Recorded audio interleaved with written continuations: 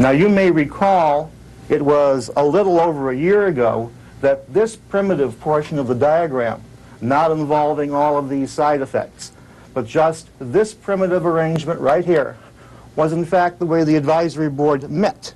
That is, they met seated around a table.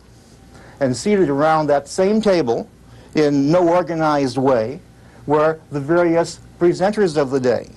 And if there was room at the table, you would even have a few community producers sitting at the table.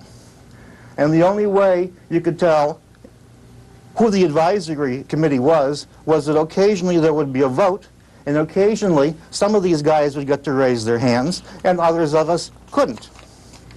Now, what we have seen over the last 2 years is a very deliberate action by both the Access Center and the Advisory Committee to move us from this position to one distinctly subordinate to them. First, we were configured by the Center to look like employees.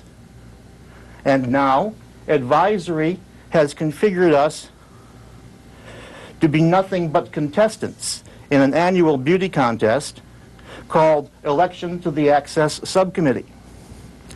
Speculation as to why they would want to do that is easy by considering the national picture.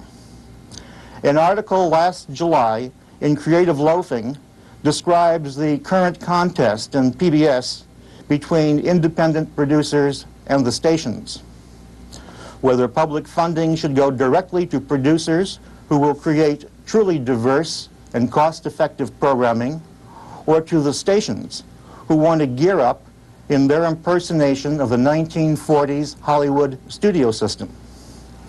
In Chicago, the Weekly Reader reports growing concern over the competence of a body of non-producers to effectively govern public access.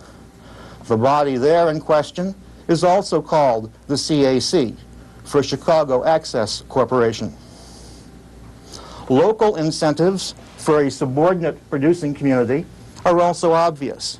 Employees are by nature servile and content.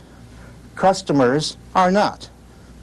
And citizens whose high office is secured only by power from above need not be much concerned with the problems of a token electorate.